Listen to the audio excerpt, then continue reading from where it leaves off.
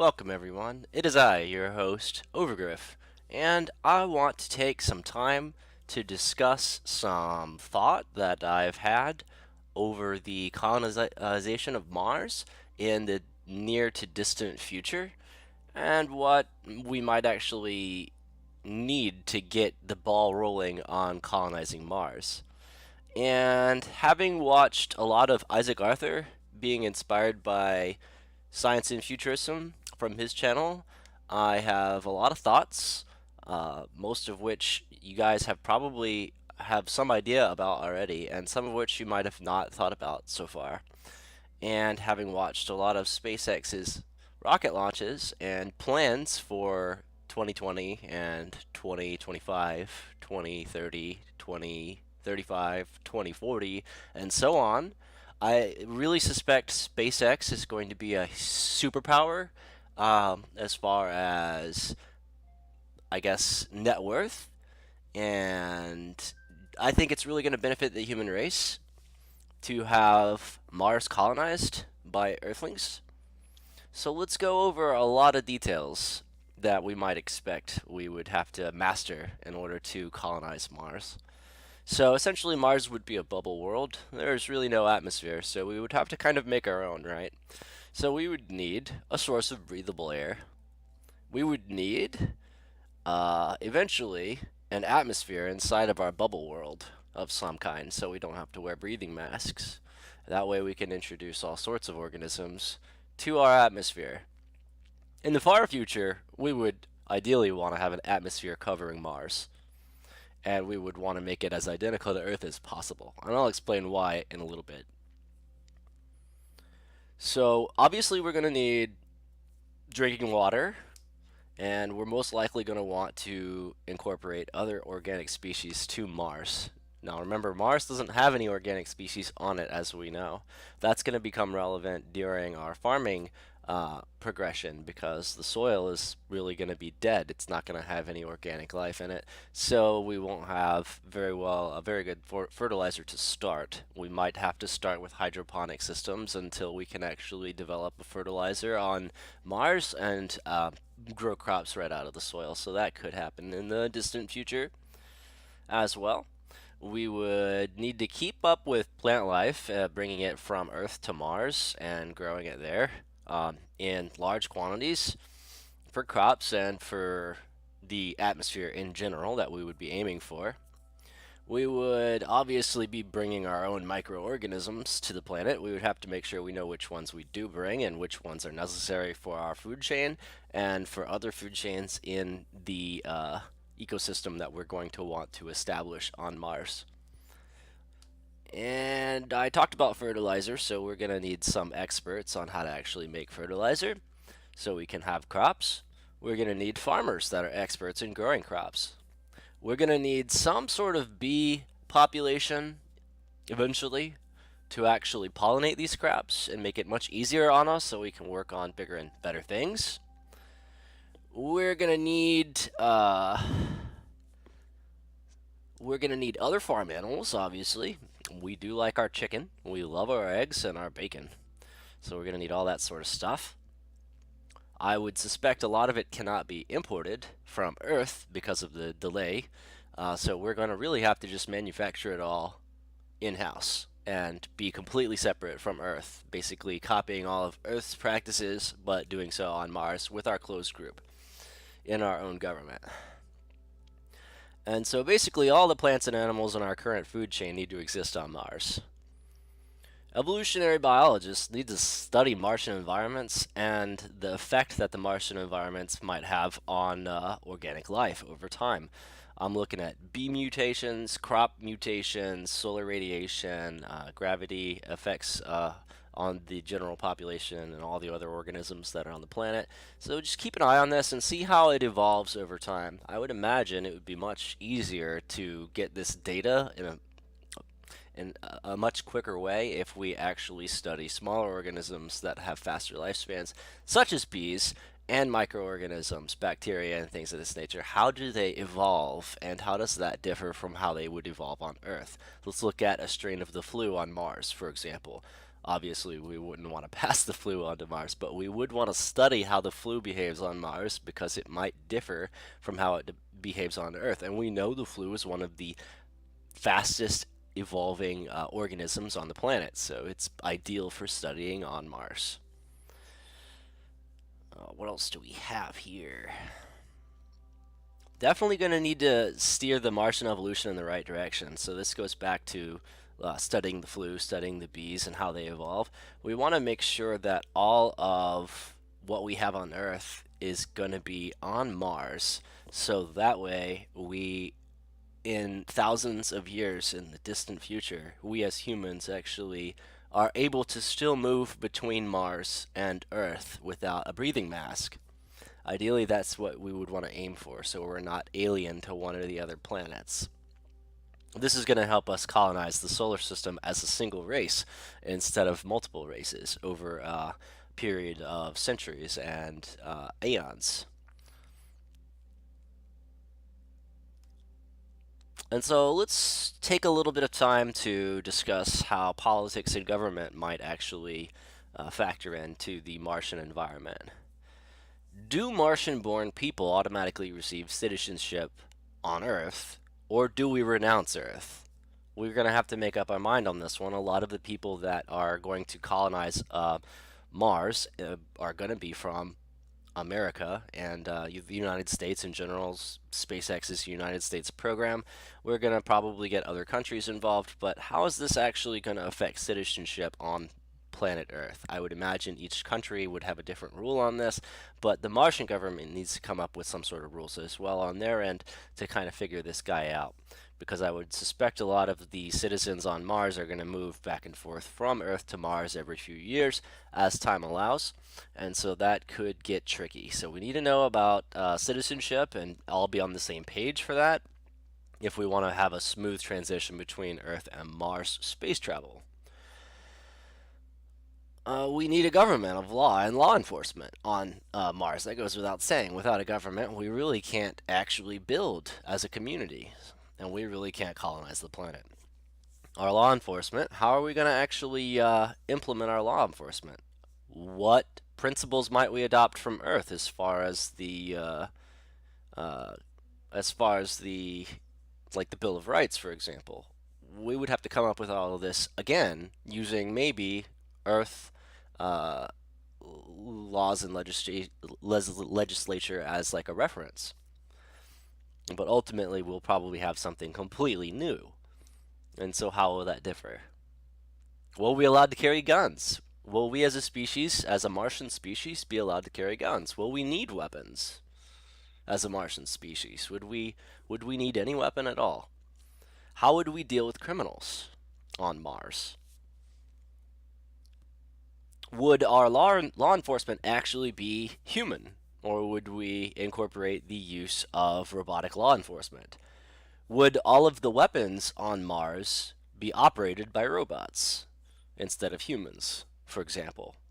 We really need to think about all this stuff and put together a very strong ground on how we're going to handle things like weapons, especially guns, on Mars.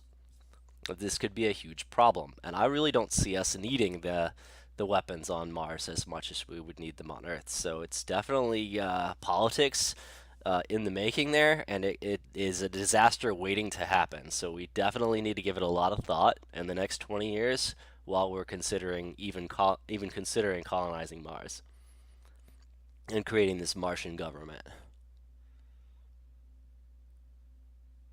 Should the armed robots that we may or may not have on Mars be the only source of weapons that people have to defend themselves?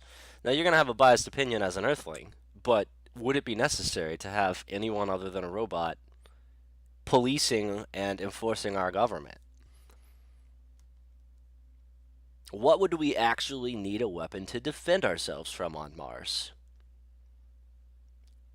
What would happen if we grew criminals on Mars? Let's say we had children on Mars that grew up and became criminals or even psychopaths. What if they actually went on mass killing sprees on Mars? How would that affect the economy, especially in the early developmental stages of Mars? What if a single person destroyed the entire colony on Mars. How far would that set us back if a catastrophe like this, let's just say it's not even a person, let's say it's an actual catastrophic event, and it sets us all back and everyone dies. Maybe one or two people live, everyone else dies. What happens to the remaining people? Do we send more Earthlings over at that point? Do we send the Martians back to Earth? How are we going to handle situations like this? Would we even correspond at that point? I would imagine we would have to if we have natural disasters um, or just disasters on planet Mars. What's our contingency plan in case of a Mars civil war? Do we have any plan of attack to uh, prevent something like a civil war from actually taking place on Mars in the near or far future?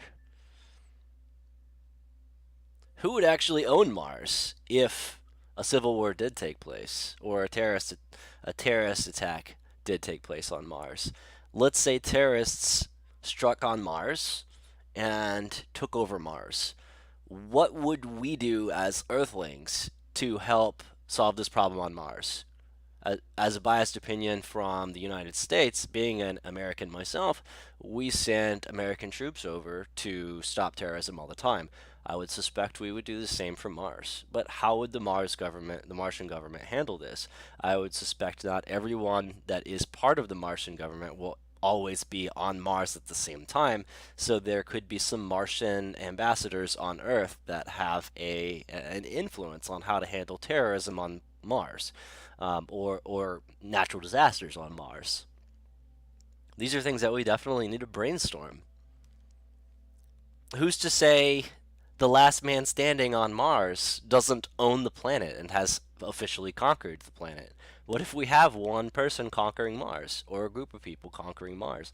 After we've put billions and billions and trillions of money into it, what would happen if the Martian government gets overtaken and we have no way as Earthlings to go into the Martian airspace without a war? What would happen then? What would happen if Mars declared war on Earth? And how would we handle that?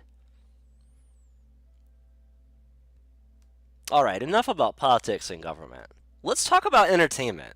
Everyone loves entertainment. Without entertainment, humans would go insane. So, on Mars, we're probably going to need a series of restaurants similar to what we have on Earth. We're going to need a nightlife of some kind, probably bars and clubs where people can unwind and actually date. We're going to need to populate the planet, so having some sort of nightlife is very important on Mars. Probably something that's not even in the works at the moment. I would suspect restaurants and technology, but we're going to need to really hit that entertainment industry and make it as homey and Earth-like as possible for the Earthlings that we send over to Mars and the Martians that we grow. Because we will be growing Martians, essentially. We'll need to consider ways to communicate with Earth if we're not going to actually renounce Earth completely at some point. I would imagine the planets are going to keep in communication forever. That would be ideal for Earth anyway. And how would the internet work? How would the radio work? How would television work? Would we be able to share this from Earth and Mars? Would Mars TV be able to be received on Earth and internet? Radio stations, things of this nature. I would imagine we would have to put most of this on the internet and copy the internet on Mars. So we would need some sort of satellites that share information in real time that can send this information back and forth. I would probably think we would use lasers actually for this if we want real-time communication to a degree, because it would be much faster than anything else, I think. So there's a lot of ways to do that one, and it's a lot of fun to think about. So yeah, internet, radio, television, news. What are we going to do about the news?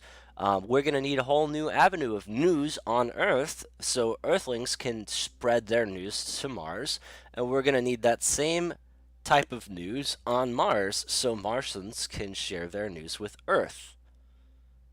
So off planet news sharing is going to definitely need to be in the making Otherwise, we're really not going to have much communication or know what the other civilizations in the solar system are doing with their time, with their science, with their technology. So that's definitely important as we progress as a species. We're going to need our own internet for sure on Mars, our own radio stations. We're going to need people that are radio DJs. We're going to need news anchors. We're going to need news stations on Mars. And we're going to need other ways to share information with Earth in real time that we may have not even thought of at the moment. Remember, this entire transition is minimum 15, 20 years in the future, so we have a lot of time to think about this, and technology will change and improve over that time. We really do need to consider how we handle religion and religious disputes on Mars. We already talked about politics. I'm not really going to get into religion, but I know because we are a creature of habit, Earthlings will bring religion to Mars. How is this going to affect the Martian people and the Martian government? How will they handle religion? Religion will start wars on Mars. That is a fact. If we allow it to exist on Mars, it will start wars on Mars. You will have civil wars. You will have countries that secede from the colonies, and so on and so forth. Eventually, in the far future, we're talking hundreds of years from now, thousands of years from now. If religion stays on Mars, you will have war on Mars, world war on Mars, and that will be very, very sad to see, but I definitely see it happening. So, how are we going to handle this? Are we going to nip it in the butt right away, like gun control? Or are we going to let it get out of hand and create a Martian KKK? Let's actually switch gears and talk more about technology. A lot of people that are even thinking about colonizing Mars are going to really want to talk about technology, and we can go on and on and on about technology. We can go on and on and on about a lot of this stuff, but since there's so many things to cover, I'll just briefly talk about all of them. So, technology. All the technologies on Earth are maintained by engineers and college graduates. So, we're definitely going to need people like this on Mars. We're going to need self-driving economy on Mars that's separate from Earth, but maybe copies Earth models. We're going to need to use Earth for trade. Mars and Earth are going to need to be in some sort of trading business where they share resources if we're going to continue to have diplomatic relations with Earth. And I would suspect, since we're going to be sending spacecraft to and from the two planets, indefinitely, then we're probably going to keep diplomatic relations with Earth. So let's get that economy figured out. Definitely something to think about there. What is going to be valuable on Mars, and how is it going to differ from Earth? How is Mars going to actually be able to pay Earth back? Let's say Mars mines a lot of metal let's say Martian engineers mine a lot of metal on Mars, but they've taken out maybe a $25 trillion loan from Earth to build their colony. I would suspect Earth is going to want to see some reimbursement. Otherwise, they will halt. They will bring their space program to a halt over time, like we see with NASA. So budget is important. I would imagine Martian trade and Earthling trade is going to be very important to actually sustain and progress our space travel and our solar system colonization in general as a species. So find those resources and figure out how to actually use your technology and the resources at your disposal to really make a good living and a good business model with other planets and other colonies. There is definitely potential for massive business trade. I have no doubt that Earth will eventually be in debt to Mars and not actually the other way around, given the fact that every smart, educated person found on Mars came from Earth, and the technology to create a civilization on Mars requires much more education and engineering and ingenuity than anything you would find on Earth, right? So all of these things kind of grow exponentially in the favor of the brain of the Martian. So my point here is that Martians may actually evolve a little bit faster in the technology department than Earthlings over time. And so I would suspect that having farmed Mars for resources and any moons or asteroids in the area, that Mars and their space program would actually have more net worth than Earth does at some point. And if that happens, I would suspect that Mars would be the one actually paying back the Earth, and that is definitely a beautiful thing. I would love to see that happen. That would let us know that we succeeded, and this was a good call all along. And it should happen if we keep up the good work as good Martians and as good people in general. So we'll definitely need to see a stellar education system for young Martians to actually keep them at the forefront of the space program on Mars. Education is going to be huge on Mars. We're going to need to get very, uh, very good college professors and grade school professors to actually teach Martian students. I would imagine if we could copy the internet over to Mars and have a Martian internet that can correspond with an Earth internet, we could still do distance learning, like distance being a very a very good word here actually. And I would suspect that the education for Martian youth would be comparable, if not better, than the education for Earthling youth.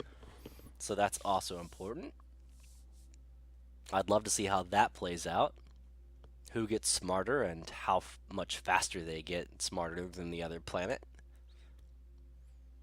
And we're going to need advanced medical technology to handle any illnesses caused by prolonged exposure to, like, say, Martian low gravity. Things like this. There's a lot of things that we're not expecting to have happen to our health as a species on Mars, and there's a lot of things that we are expecting to happen to our health as a species on Mars. And so we've got to be ready for surprises. And the best way to be equipped to handle surprises like that on that kind of a magnitude, when you're literally 3 years away minimum from the nearest neighboring planet, you're going to need really big advancements in medical technology. Medicine in general needs to be stellar by the time we get to Mars. So we need to keep hitting medicine from now until we colonize Mars and keep going even farther after that using what we learn on Mars to even advance our medicine further. Otherwise, we're going to have huge problems as a species, especially a species that bounces between planets and spends a lot of time in space. A lot of time in space, I would imagine. This is just the tip of the iceberg. Most of us will end up spending our entire lives in space if we actually start colonizing the solar system. So that is something to be noted. So we've talked a little bit about technology. You can imagine the sky's the limit here. Let's talk about employment opportunities, because if you're going to get lucky enough to get a ticket on a rocket that goes to Mars and colonize Mars, you're gonna you're gonna really gonna have to offer something to Mars. But that's not always gonna be true. Money does talk. You could get a ticket and go and not have a job. You could just be a rich person that's retired and uses Mars as a condominium. What if you're born on Mars and you're born into poverty on Mars? Well, you might be unemployed for your entire life. Is that a problem? I would say no. We have that same situation here on Earth with unemployment rates. I would imagine the Martian government would have a way to manage unemployment rates on Mars, similar to how we have on Earth, but unemployment will be a thing. That said, every type of business found on Earth, even America's Got Talent, needs to also be found on Mars. We need to make Mars into Earth too. Otherwise, it's going to be a foreign planet, and we will call ourselves Martians eventually. But ultimately, we're all Earthlings, and I would suspect, I might be biased when I say this, but I would suspect we would like to keep it that way. So Earth 2, basically, guys. We want the atmosphere to be the same, all of the chemicals in the ozone layer of the planet eventually, when we get one, if we get one. I would say win. Actually, we're probably gonna get we're gonna get some sort of atmosphere on Mars. Just give it enough time. But all this has got to be really similar to Earth. Otherwise, you're going to see huge mutations in the human body and the species, the bodies of the species that we actually bring to inhabit and colonize the planet with us, alongside us. Birds, for example. This could be huge. This could be detrimental. So if we've really got to decide up front how we're going to actually tackle this. Are we going to terraform Mars to be another Earth? And if so, are we really Martian? I would say no. I would say we're still Earthlings at that point. We always will be. But yeah, let's talk a little bit more about employment here, because that's going to be something that's quite important when you get to Mars and you start building a colony on Mars. Employment opportunities will be huge on Mars. Like I said, every business found on Earth is going to be found on Mars at some point. Everyone will have enough work to do, bottom line, but unemployment's going to still be a problem. Everyone on Mars does need to have a job, just like on Earth, but you see unemployment still. So I would imagine not a problem either way, as long as it's kept to a low rate and we keep high education and just stay with the same kind of business model that Earth already has for a lot of this stuff, for education, for employment, for technology advancements, and for politics. Just kind of just copy what we do on Earth, guys. Like, why reinvent the wheel here? We really have much more to do on Mars than reinvent the wheel, right? So, but we do need to be very aggressive and motivated as Martian people in order to actually succeed in the colonization of Mars. And guys, video's getting a bit long. That's about it for this one. Please leave a comment so we can think about more of the stuff that we're going to need to colonize Mars as a group. Uh, Minds together often come up with very, I would say, higher degree of quality of thought and ideas than individual minds like my own. So yeah, leave some comments and let's talk about this, guys. Let's get to Mars already. Thanks for watching. I'll see you in the next one.